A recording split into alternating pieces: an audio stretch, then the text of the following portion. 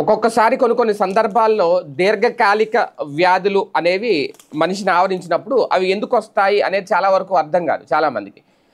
జన్యుపరంగా వస్తాయి అనేది, లేదు అంటే వంశపారంపర్యంగా వచ్చే వ్యాధులు సంక్రమిస్తాయి అనేది రకరకాల కారణాలు అయితే చెప్తూ ఉంటారు కొంతమంది. అయితే తాజాగా పరిశోధనలు చేసినప్పుడు మనం తీసుకునే ఆహారపు అలవాట్ల ద్వారానే ఎక్కువగా ఈ వ్యాధులు మనకు వచ్చే అవకాశం ఉంటుంది అనేది నిపుణులు ఎప్పటికప్పుడు తెలుస్తున్నారు.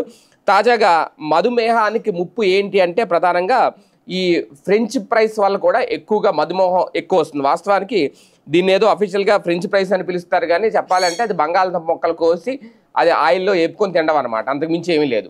అది ఆలు అంటారు, బంగాళదుంప అంటారు, రకరకాలుగా మాట్లాడుతూ ఉంటారు. అయితే ఈ నేపథ్యంలోనే తాజాగా ఈ మధ్యన అది ఎక్కువ కూడా అయిపోయింది. బాగా తినేవాళ్ళ సంఖ్య కూడా పెరిగింది, పిల్లలకి బాగా అలవాటు అయిపోయింది.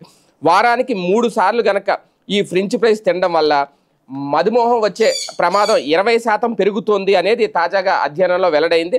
అయితే ఉడికించిన లేదా కాల్చిన బంగాళదుంపలతో అంత ప్రమాదం ఉండదు అనేది బ్రిటిష్ మెడికల్ జర్నల్లో ప్రచురితమైన అధ్యయనం అయితే పేర్కొంది. హార్వర్డ్ అలాగే కేంబ్రిడ్జ్ యూనివర్సిటీల పరిశోధకులు ప్రారంభంలో ఈ మధుమేహం అలాగే గుండె జబ్బులు, క్యాన్సర్ లేని దాదాపు 2 లక్షల మంది నుంచి 40 ఏళ్ల పాటు సేకరించిన డేటాను విశ్లేషించారు. ఈ క్రమంలో 40 ఏళ్ల తర్వాత వారిలో 22,300 మంది డయాబెటీస్ బారిన పడినట్లు గుర్తించారు. వారానికి 3 సార్లు కనుక ఈ ఫ్రెంచ్ ఫ్రైస్ తీసుకున్న వాళ్ళలో మధుమేహం ప్రమాదం 20% పెరిగిందట. ఇది కూడా గుర్తించారు. అయితే కాల్చిన లేదా ఉడికించిన బంగాళదుంపలను తీసుకున్న వారికి ఎలాంటి సమస్య ఎదురు కాలేదని ఇందులో తేలింది. అంటే ఈ ఫ్రెంచ్ ఫ్రైస్ ఏం చేస్తారంటే డైరెక్ట్గా ఆ ముక్క కోసేసి అది ఆయిల్లో ఫ్రై చేసేస్తారు. దాన్నే ఫ్రెంచ్ ఫ్రైస్ అంటారనమాట. సో దానివల్లే అధికంగా ముప్పు, అంటే ఆల్రెడీ డయాబెటీస్ రావడంతో పాటు 20% పెరిగిందంట.